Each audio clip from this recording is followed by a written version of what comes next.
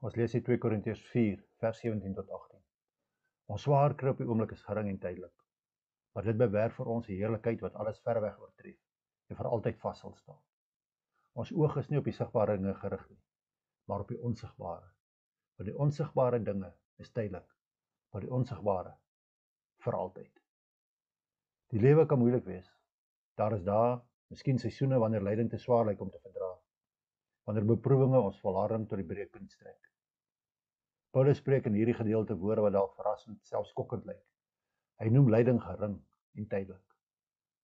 Hoe kan hy dit sê? Omdat Paulus sy oë nie op die huidige pyn gefestig het nie, maar op die toekomstige heerlikheid. Hy nooi ons uit om ons blik van die sigbare na die onsigbare op te hef, van die tydelike na die ewige. Paulus praat uit persoonlike ondervinding. Hy het slae, tronkstraf, skipbreuke en verwerping en vervolging verduur. Tog in die lig van die ewigheid noem hy hierdie lyding gering en tydelik. Nie omdat hulle nie werklik of pynlik was nie, maar omdat hy hulle gemeet het aan die ewige heerlikheid wat sou kom. Dit echo Romeine 8 vers 18 wat sê: Ek weet verseker dat ons huidige lyding hoegenaamd nie vergelyk kan word met die heerlikheid waarmee God ons gaan verras nie.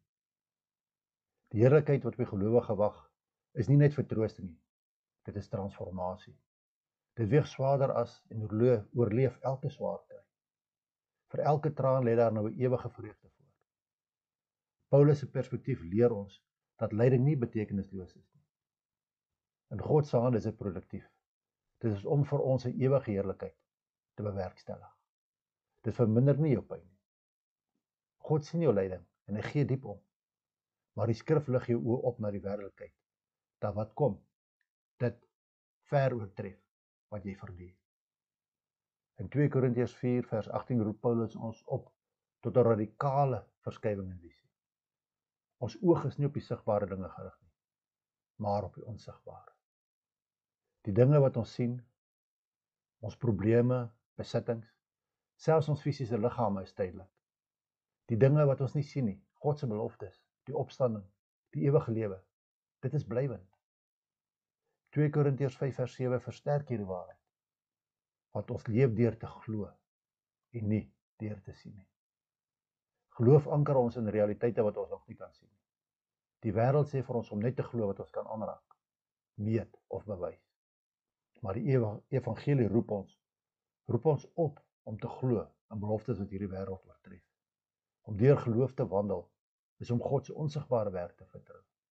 Sy soewereine hand wat deur lyding beweeg, sy belofte van heerlikheid en sy komende koninkryk.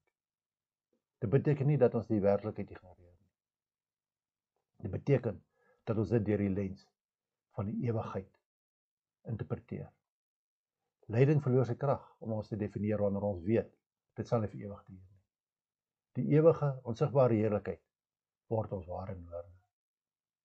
Romeine 8 vers 24 sê vir ons: Nou dat ons verlos is, sien ons uit na ons toekomstige heerlikheid. Want as jy iets reeds het, hoef jy nie meer daarna uit te sien. Hoop kyk van nature vorentoe. Dit vertrou op wat God gesê het, selfs wanneer omstandighede anders is.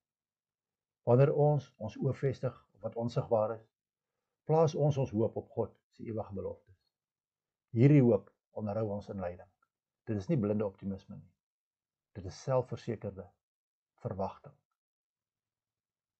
wat gegrond is op die karakter van God. Dit is die hoop wat Paulus deur vervolging gedra het.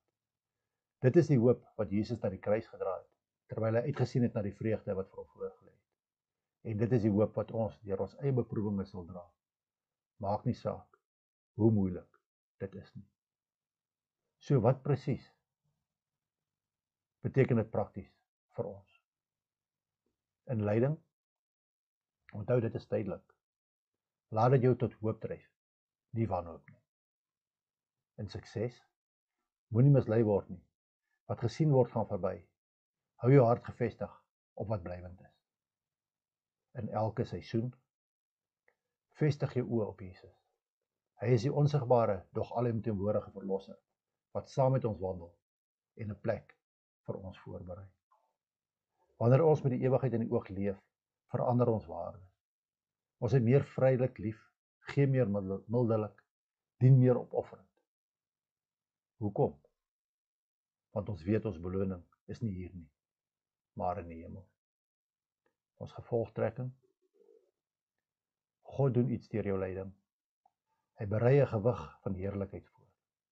Elke las wat in geloof gedra word, sal verruil word vir vreugde. Elke traan sal weggevee word. Elke kruis sal plek maak vir 'n kroon.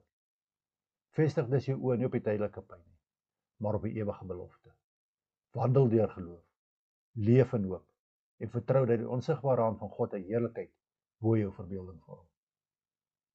Want ons ligte en kortstondige bekommernisse bewerkstellig vir ons ewige heerlikheid wat hulle almal ver oortref. Amen.